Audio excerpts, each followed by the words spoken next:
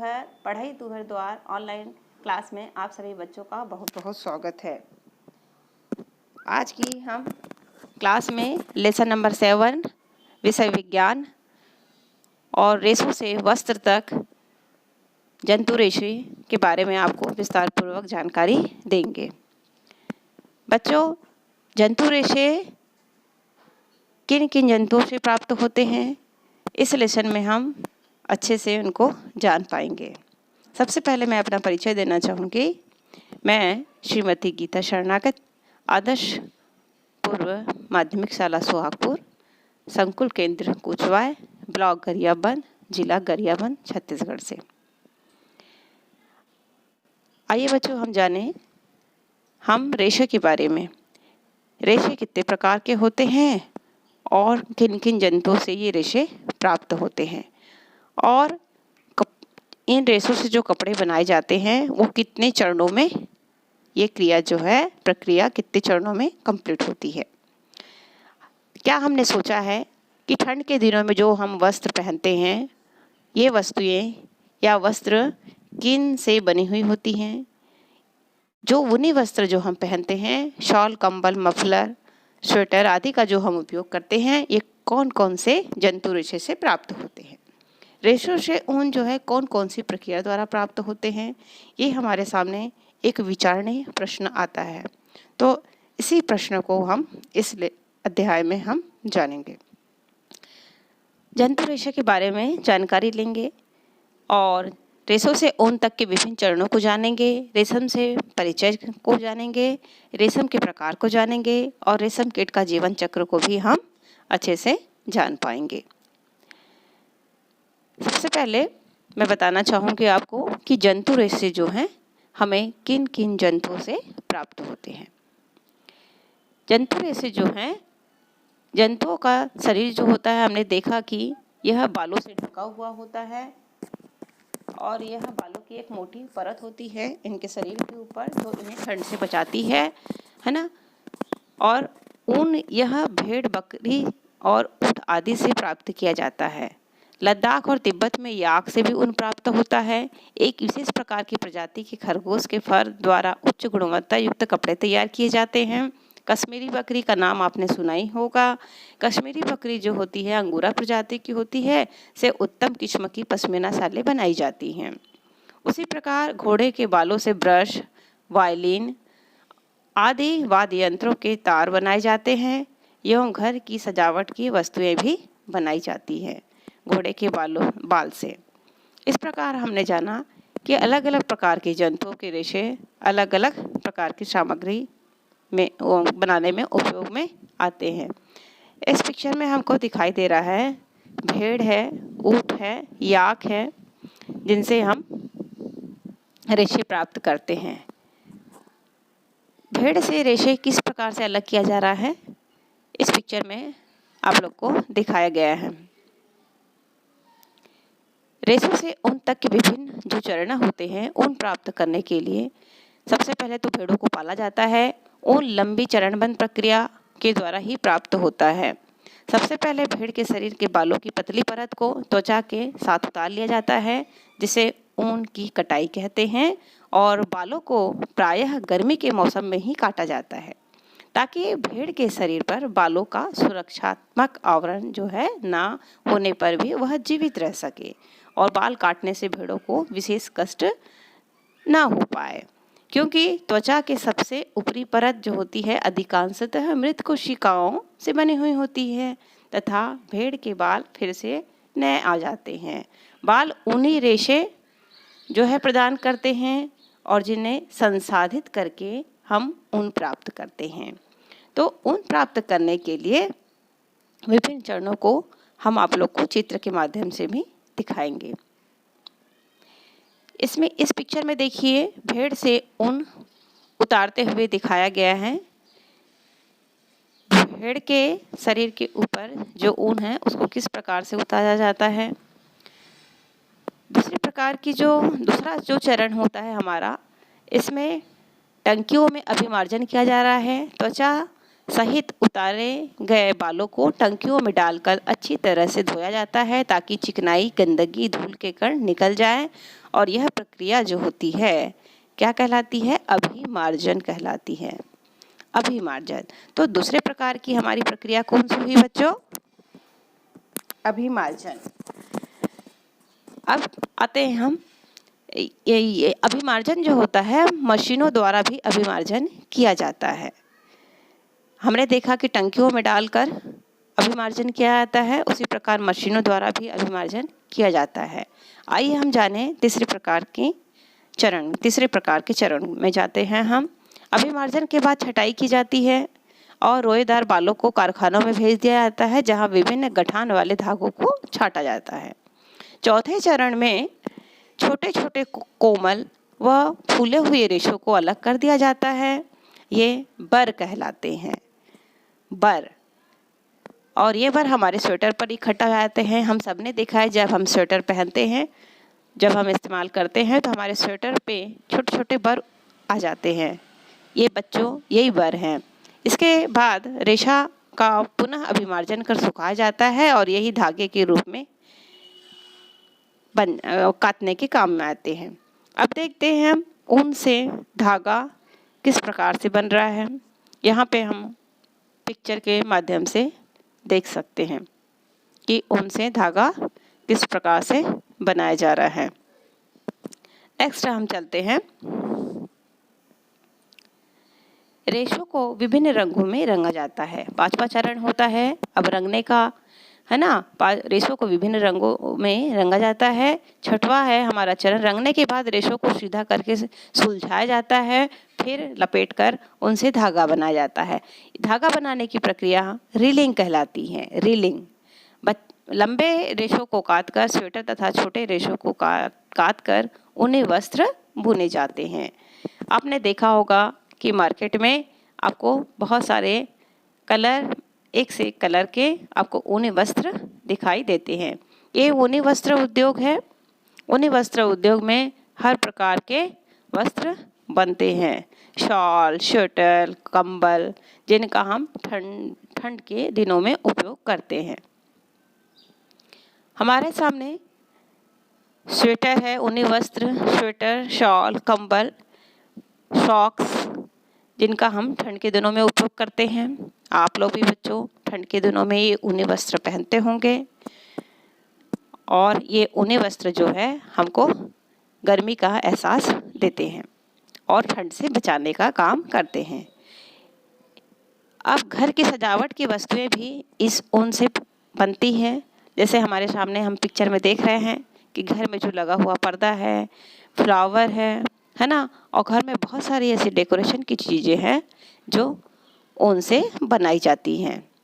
आप लोग भी अपने घरों में ऊन से कुछ सामग्री बने हुए देखा होगा। अब चलते हैं रेशम। ये भी एक प्रकार का कीट है जिससे रेशा प्राप्त किया जाता है। रेशम एक प्रकार का महीन, चमकीला और दृढ़ रेशा होता है। प्राचीन काल में वनांचलों में रहने वाले लोग प्राकृतिक रूप से उत्पादित रेशम को एकत्रित करके बेचते थे और उससे उनकी रोजी रोटी चलती थी और वो रोजी रोटी का उनका वो साधन था। वर्तमान समय में रेशम उत्पादन एक बड़े उद्योग के रूप में विकसित हो चुका है। रेशम कीट अनेक किस्म के होते हैं। यह प्राकृतिक रूप से प्रोटीन से बना होता है और इन रेशों से विभिन्न प्रकार के वस्त्र बनाए जाते हैं। तो बच्चों हम रेशम को देख सकते हैं। रेशम का कीट किस प्रकार से होता है, देखिए आपको दिखाई दे रहा है इस पिक्चर में रेशम का कीट। और आप सभी ने इस रेशम के कीट को देखा होगा, सभी परिचित होंगे रेशम के कीट से। एक प्रकार की लंबी इल्लियाँ होती हैं, फिर एक गोल संरचना होती है। इसके बारे में हम विस्तार पूर्वक आगे जानेंगे। रेशम जो होता है इसके दो प्रकार होते हैं। दो प्रकार होता है रेशम का, शहतूत रेशम होता है एक और दूसरा होता है गैर शहतूत रेशम। तो बच्चों आपने रेशम तो सुना होगा, बट रेशम के जो प्रकार होते हैं इसको भी हम अच्छी तरीके से अब समझेंगे इस लेसन में। अब सबसे पहले हम आते हैं शहतूत रेशम के बारे में। शहतूत रेशे क्या हैं, इसके बारे में हम जानेंगे। शहतूत रेशम जो होता है सामान्य रेशम होता है। यह रेशम का उत्पादन कर्नाटक, आंध्र प्रदेश, पश्चिम बंगाल, तमिलनाडु, जम्मू कश्मीर में किया जाता है, जो भारत में कुल रेशम उत्पादन का 92% है। और ये जो रेशम होता है मलबरी रेशम कहलाता है। ऐसा रेशम प्राप्त करने के लिए शहतूत के पौधे की जो खेती की जाती है, शहतूत के पौधों की खेती की जाती है, जिसे इसीलिए इसे शहतूत रेशम कहा जाता है।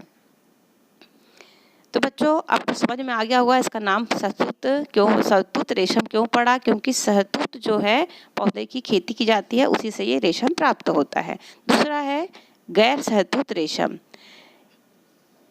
ये शहतूत रेशम जो होता है, ये रेशम कीट की कुछ प्रजातियां जैसे अन्य पौधे जैसे अर्जुन है, साझा है, शॉल है आदि की पत्तियां खाती हैं और उनसे बना रेशम गैर शहतूत रेशम कहलाता है।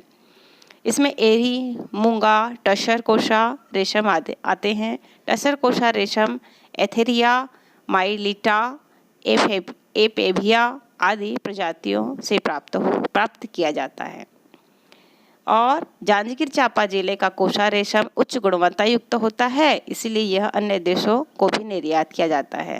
शासन के द्वारा इन जिलों में अर्जुन, सॉल, साजा के वृक्ष अधिक से अधिक मात्रा में लगाने पर जोर दिया गया है। छत्तीसगढ़ में कोशा रेशम का उत्पादन बहुतायत में होता है।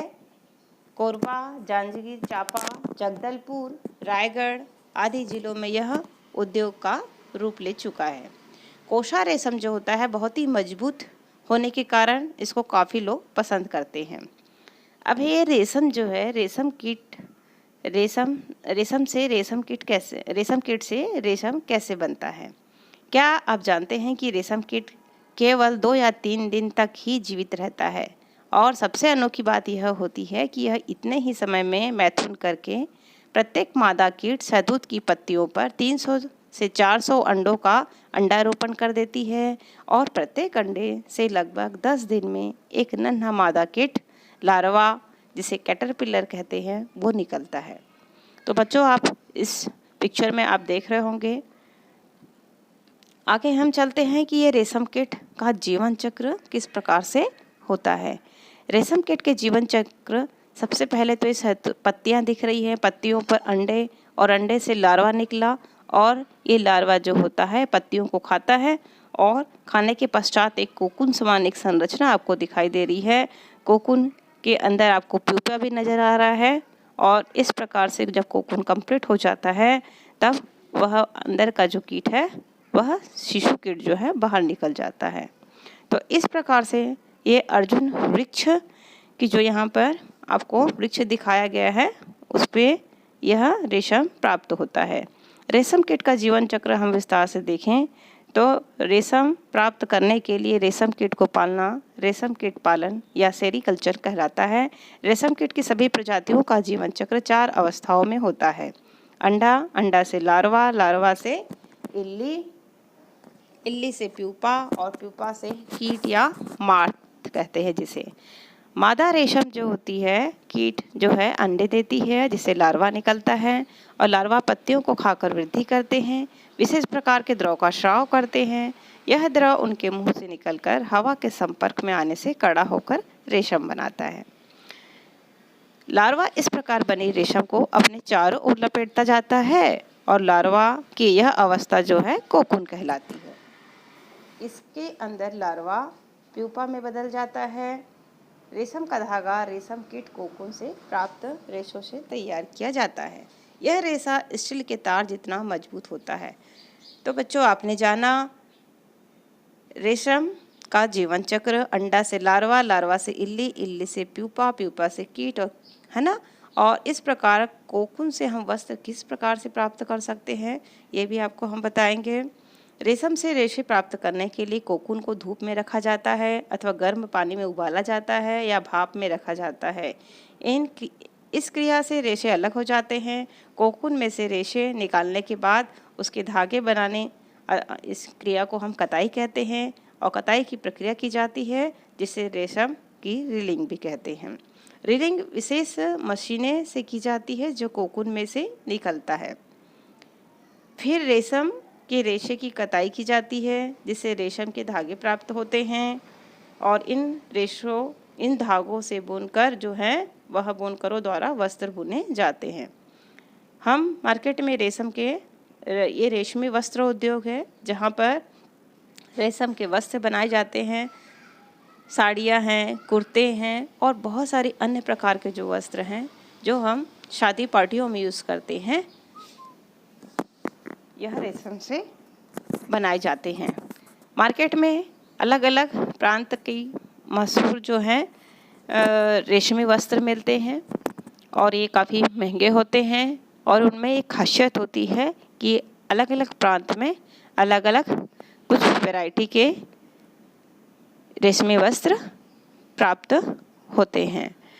तो बच्चों, ये रेशमी वस्त्र जो हैं सस्ते भी नहीं होते हैं, है ना, क्योंकि यह जो है महंगे होते हैं, क्योंकि इसका उत्पादन करना होता है, इसलिए थोड़ी ये महंगे होते हैं। तो बच्चों, आप आशा करती हूँ कि ये लेसन आपको कुछ समझ में आ गया होगा। चलिए हम 100 आकलन प्रश्न की ओर चलें। यहाँ पर आपको दिया गया है सही जोड़ी बनाइए। रेशम कीट का भोजन। रेशम कीट का भोजन भेड़, कोकून, ऊन की सफाई। और आपके सामने कुछ प्रश्न दिए हुए हैं। उसी प्रकार रिक्त स्थानों की पूर्ति भी दिया हुआ है। रेशम खालिस्तान से प्राप्त होता है। पश्मीना शालें खालिस्तान के मुलायम बालों से बनाई जाती है। खालिस्तान के मुंह से निकला द्रव हवा के संपर्क में आने से सूख जाता है। अभिमार्जन क्रिया में बालों को धोकर खालिस्तान तथा खालिस्तान दूर किए जाते हैं। रेशों को धागों में बदलना खालिस्तान कहलाता है। तो ये बच्चों आपका 100 आकलन हुआ। ये आपका गृह कार्य है कि रेशम के विभिन्न प्रकार के नाम लिखिए। ऊन हमें किन किन जंतुओं से प्राप्त होता है? पश्मीना क्या है? इसके रेशे किससे प्राप्त होते हैं? रेशम कीट पालन क्या कहलाता है? रेशम कीट की जीवन अवस्थाओं का क्रम से नाम लिखिए। तो बच्चों, आप लोग इस 100 आकलन और गृह कार्य के प्रश्न को अपनी अपनी कॉपी में नोट करेंगे और इसे पूर्ण करेंगे। आशा करती हूँ कि आपकी मेरी क्लास आपको समझ में आई होगी। सभी को जय हिंद, जय भारत, जय छत्तीसगढ़। इसी के साथ में बहुत बहुत धन्यवाद।